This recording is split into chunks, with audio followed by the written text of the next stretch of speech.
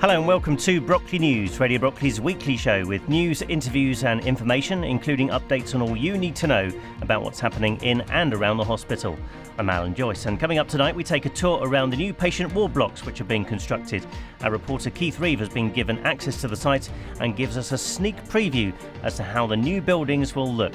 And we'll be hearing from some of the key people behind the project as well. That's over the next half an hour. And then at 7:30, your chance to win some Radio Brockley goodies without leaving your bed on Bedside Bingo with David Rauch. Good luck if you're playing along tonight. And then at around 8 o'clock, it's all your choice of tunes on the Sunday Request Show. So stay tuned to London's longest running hospital radio station, the UK's official #1 hospital radio station. It is Radio Brockley.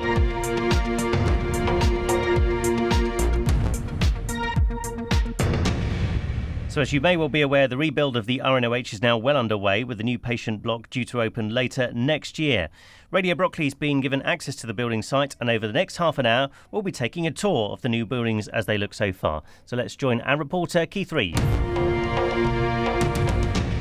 Well, it's 6 months since I last visited the site of our new patient ward block, and I'm pleased to say progress has been rapid, and I am also very pleased to say that Richard Scott, who's the redevelopment site manager for the RNOH, is with me once again. He's suited and booted me with all my health and safety glasses, helmet, high-vis boots and gloves, so I'm as safe can be. And we're about to enter into the depths of the building, which has changed enormously, as you would imagine, in the last 6 months. Didn't have any internal walls, didn't have any windows last time, and they were still putting one of the floors on. But now, just looking down one of the central corridors, I can see lots of progress, lots of partition walls, people putting fittings into the ceiling, and lots of plant rooms. And I must at this point say good afternoon to Richard Scott. Good afternoon, Keith, and welcome back to site. Good to see you here again. We're just about to go onto the first floor, which is a ward floor. The partitions are just about all completed, the plumbing's just about all completed, and you'll see the plastering's done. So we'll just walk the whole length of the floor, and I'll explain room by room what's going on. Okay, fabulous. So I'm just about to step off of the temporary platforms and walkways onto the terra firma concrete floor. You can probably hear the acoustics have changed, and the actual vision of what is going to be our new patient ward block is coming into reality. Quite a sight, I have to say. Amazing sight, with lots of new walls gone up and plaster drying and cabling in the ceilings and things like that. So we have a ward booth. What is this? It's a single bedroom. Wow, that's quite large, isn't it? Well, it seems large anyway. Tom Jones. I see Tom Jones has joined us today. There's a Tom Jones impressionist in the building, but it's not unusual. Right, anyway, this is the bathroom for the single room. Absolutely, single room with an ensuite toilet and lavatory in it. And that's what we're looking at. As you quite rightly said, the room's a little larger than most people anticipate. And as you can see, the walls are plastered. All the mechanical and electrical services are basically in. And we're just waiting for the door and some joinery units, which are coming in the next 4 or 5 weeks. And so the room might look finished by Christmas. Wow, that's amazing. Now, I notice in the ceiling here there are some copper pipes running through the room. Is that heating? Yeah, hot and cold water for heating, cooling, and obviously for the bathroom. Right, okay. Well, that must be an enormous task, plumbing this lot in, and I just wouldn't know where to start. I have enough trouble with my domestic plumbing when I do some work, let alone something this scale. So there's obviously a fantastic mythology to all of this. There's a thing hanging from the ceiling up there, Richard, that looks like an old type of workman's light. What is it? It's a fire damper. You put it in ductworks, where the ductwork goes through a firewall, so the fire can't go up through the ceiling, through the ducts and into the room next door. And talking about drawings, all the drawings here are three-dimensional. So that's called BIMs, it's the modern word, BIM, and it means you can actually, it is a three-dimensional drawing going through every room, every pipe, and it's quite impressive to look at. And the window frames are in, I see. I'm surprised they're wooden, though. I would have thought they would have been something else these days. They're wooden on the inside, metal on the outside. Because we have to increase the U value, so you make the building more heat efficient, the window frames come in an outer half and an inner half, and a piece of plastic in between, and the plastic acts as the insulation. And if you look at this, Yeah. Part of the window, Walking into the bathroom, as would be. this little bit of the window opens, and when it opens, it sets off an electric switch, those cables above my head, Yep. and it turns off the air conditioning. So Oh. when the window's open, Stanmore doesn't get the benefit of the air conditioning from the bedroom. Fabulous.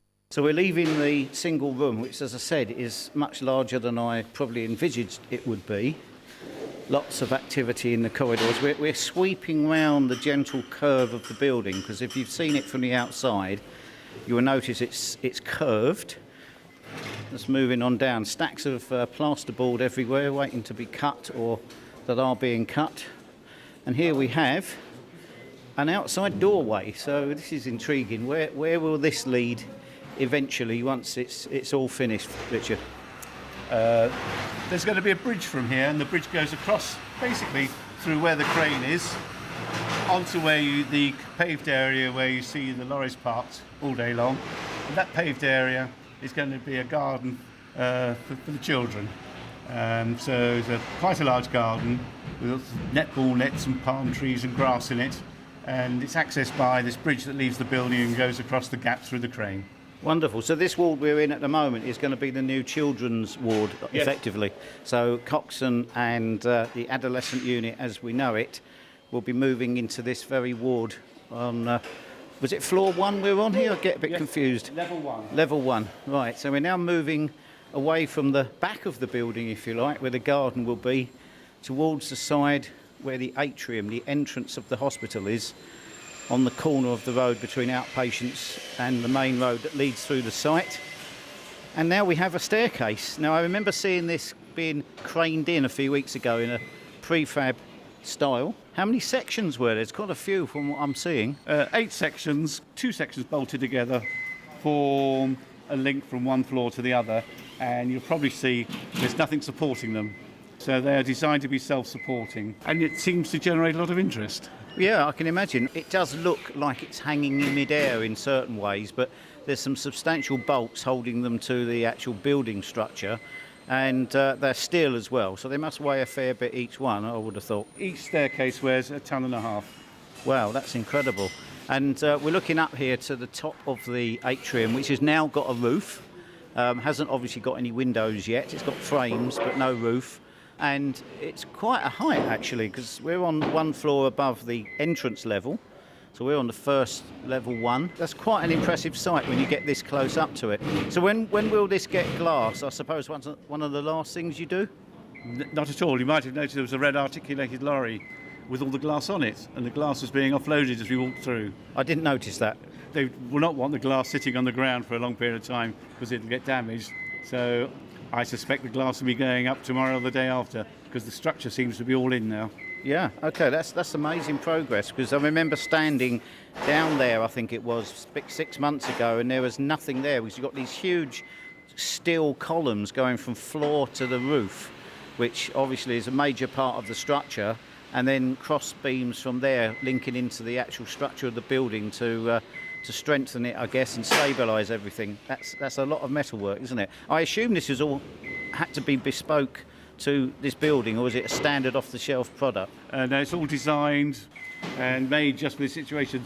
The staircase and the columns are all one-offs. Well, for the first time at Stanmore, we're going to have a proper main entrance. People will know there's several ways into different parts of the hospital at the moment, but this is overlooking the main entrance atrium that will be the entrance to our new ward block. So wonderful. Now remind me, Richard, how many lifts this building's got, please?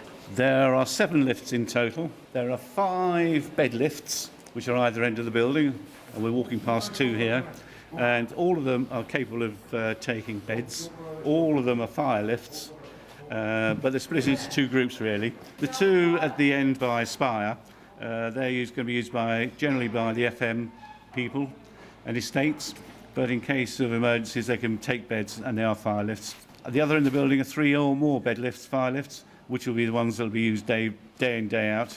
And in the middle of the building are 2 lifts just for visitors, which are slightly smaller. Well, let's hope they all work. I'm sure they will. They will. So we're just venturing outside. We're on a raised platform at the end of the site where all the plant's going to go, by the looks of it. It's on the outside. And as Richard's just pointed out to me, I mentioned the windows in the atrium earlier on, and I hadn't observed that there are indeed some very large cages of windows bulked up in the yard on their canisters, waiting to go into situ. So that will happen in the next few days. So we're looking out on, I think we said last time, this is the facilities management or FM part of the building. It is. What will we have here?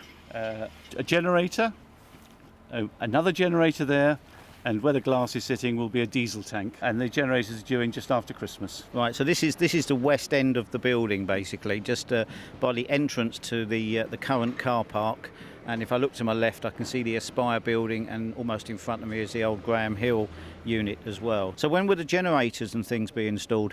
Just after Christmas, that's the plan at the moment. So early 2018, if you're listening to this any time in the future. Right. So we're now heading towards a staircase, and we're going to go down. This is the ground floor we're going down to. I lose my track in this because it's built into a hill. And obviously there's different levels depending on where you stand, so it can get a little bit confusing. So we're back down onto the ground floor. Big sign in front of me confirms that, so I've well and truly been grounded today. Okay, so this is another ward, is it? No. This is the FM establishment in the new building. So where the generators were was the delivery yard. So when they offload the lorries, they come through these doors here, and initially everything is put into this room before it's taken around the building. Right. This room here is where they're going to keep the bins and dirty linen. And this is the computer room, the main computer room, that's going to feed all those hub rooms up the building. Quite a size, isn't it? And these columns in the middle of the room are part of the structure I was seeing built 6 months ago when they were moulding the concrete. That's right. It's a big room, this. It's big enough to cope with the whole hospital. And so in a year's time, this will be the only computer centre on the hospital, and IT will slowly move bits across into it from the existing places. Obviously these walls here are just partially finished. They seem to have their inner layers on, but not the corridor outer layers. I guess that will come in time. Yeah, you put the plasterboard on one side, and then you build the other in the middle. You can put all your electric services. So they'll be running sockets and conduits down the gap. Sometimes they put insulation in, and then when that's all complete, they put the other side of plasterboard on. Moving on towards the noise. These 4 rooms are the public toilets, and they're just off the reception area on the ground floor, and we'll just walk through into that. Okay, so we're now down on the ground floor, and I'm now walking into the atrium area that I was looking down on earlier on. And now I'm standing just about at the lowest point. I'm just going to step over some... You're standing in the entrance lobby now. I'm in the entrance lobby apparently, so this is where people will come in off of the pathways and into the main reception and the main area, and I can see now the staircase hanging in midair as if by magic, something out of Harry Potter almost. But it looks pretty strong, pretty secure, so it's not going anywhere. So stating the obvious, it's even taller when you stand at the lowest level. It looks a lot further away even just from one floor. It is indeed. Where the steelwork is on the floor, this is always very good on radio, isn't it, is where the reception counter's going. And there's space there for 2 or 3 people to welcome visitors in. We're now standing in the coffee shop. Ah, right, there's going to be a coffee shop. Excellent. Yeah. So this is what this metal work that's fixed to the floor here. That's the beginning of the partition that's going to form the walls between the entrance lobby and the coffee shop. Okay, fantastic. It was good to know we were able to get a hot drink in the new building, not have to wander off somewhere else into the depths of Stanmore to get one. And that one there is another retail unit where they'll be selling newspapers and chocolates. So the new ward block is going to have a cafe and a shop in the entrance lobby, which is wonderful, in the atrium area, and it's going to be beautifully light in here because the light level is going to be fantastic coming through all of those glass panels. And the other good thing is it's not pointing south, so it's not going to be too hot during the summer. No, the sun is pointing to the back of the building, but it will get warm, and so to counteract, if you get 3 or 4 days over 30 Celsius outside, the space will get hot. And so right at the top of the building are some standalone cooling units to cool the space down. Would they have to be manually switched, or would they automatically sense the humidity and temperature and do it themselves? No, everything here is run by computer. So literally everything's run by computer. Whatever happens to this building, the computer would tell estates it's happening and what's happening. So let's hope they don't crash. No chance. And there's a huge piece of ductwork, by the looks of it, standing in front of me at the moment. Is that what that is? Yeah, it's a bit of ductwork. It's not for this space. It's been stored here for some reason. But yeah, and that's not the biggest. There's far bigger ones on the roof than that. Yeah, in modern parlance, we say it's a metre square. Ah, well, there we go. Yeah, okay. I'm old school in that respect. So, right, I'm going to squeeze around this large piece of ductwork, and now we're looking at some tubes and some bigger tubes. We're actually looking at the space where the children's activity centre is going to go, and there's going to be they're designing at the moment an area, play area. Maybe that's the wrong word, but an activity area for children to occupy. It could be children who are here or children who are visitors, but it's an activity centre to keep them occupied. And the design is nearly finalised at the present. Nice big area, actually. And again, lots of natural light able to come in from the outside, even though it's behind the staircase, effectively. That's not going to obstruct the light levels too much. So that's tremendous. So behind me are some more substantial partitions. That is a bin store. They're partitions, they're metal partitions without the plasterboard on, so you can see through them. So the other side of that one is where the bins will be stored, and the other side of that one is a changing room. Right, who's the changing room for? Anyway, it's a public changing room. Generally, those for people in wheelchairs and children and babies. So what sort of flooring will be on here? I assume it could be a sort of a harder flooring once it's finished. In the reception area, it's ceramic tiles, tiled floor. The rest of it is generally the rest of it is a product called marmoleum, which is like, for those of you who remember lino. Yeah. It's a type of lino, slightly thicker, very hard wearing, and comes in big sheets. And it's slip resistant, trip resistant, and everything resistant. And so it's the right material to use in the hospital. Yeah, nice and durable, and it's not going to create any infection risk either, which is good news. So, we'll go outside. Yep, we're going to step outside now. And we'll head outside with them very shortly. A fascinating insight into the new buildings going up here at the RNOH. That continues very shortly. This is Brockley News, and just a reminder that coming up in just under 15 minutes' time, your chance to win some Radio Brockley goodies without leaving your bed on Bedside Bingo. David Ouch calling out the numbers and giving you the chance to win, so good luck. And then after 8 o'clock tonight, all your favourite tunes on the Sunday Request Show. So start thinking of your favourites now. Well, let's head back to the new patient ward block and rejoin our reporter Keith Reeve. Right, so I'm now outside of the main entrance atrium, which you probably can tell from the acoustics. Lots of metal work on pallets out here, and some hydraulic platforms as well to lift people up. So at the moment it looks like they're fitting the window frames. They are indeed. These pallets here are the window frames, and they come in kit form. So they come in sort of lengths of a metre or two, and they screw them all together to form those squares. And the glass goes, and you can now see where the glass is going to ring. It's a bit like those old kits you used to get for secondary glazing, is it? But it's somewhat more sophisticated. You cut it to length and then get the glass made to size and put the edges on. I remember building a few of those back in the day. So it's looking fantastic. And I was looking across to the left of the building now, which is looking back towards the slope area and outpatients. So most of the floors there have got their glass in at the moment.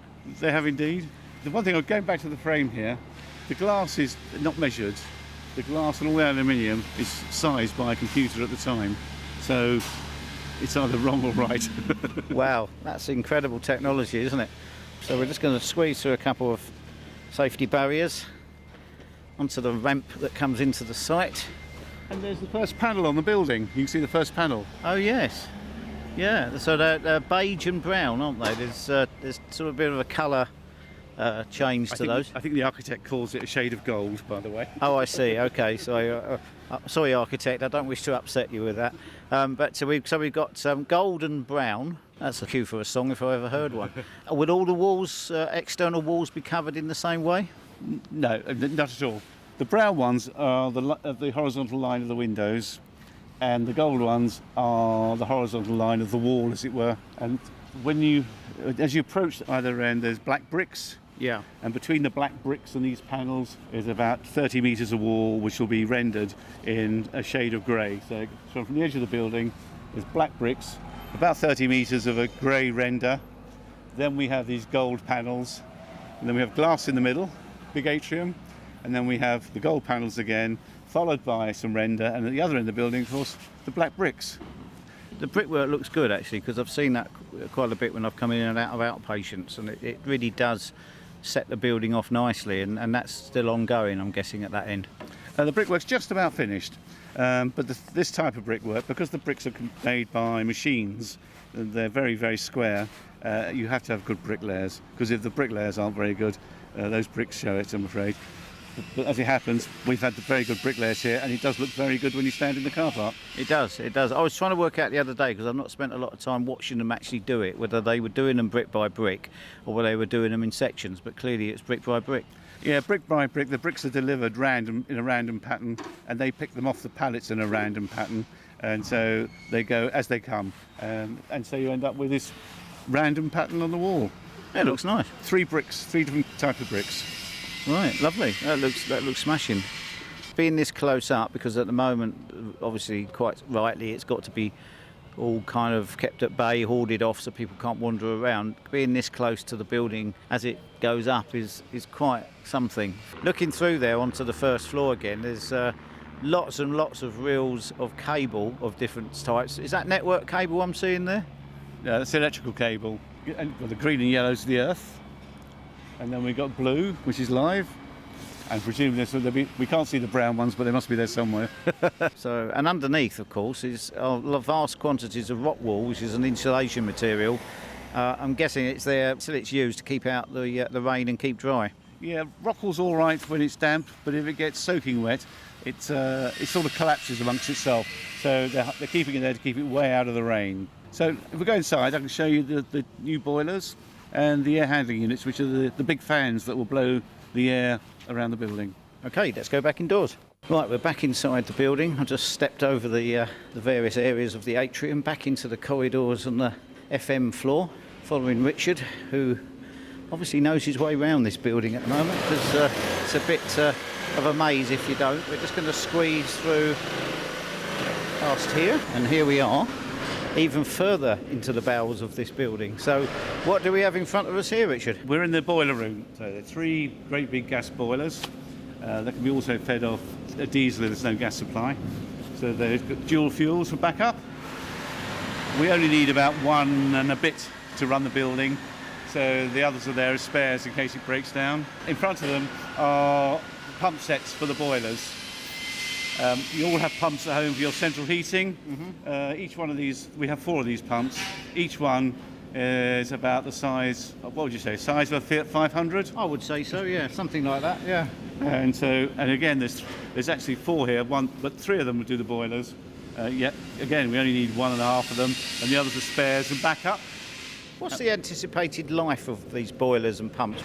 Could be 25 years. Some of the bearings that go in the pumps, but they just replace the bearings.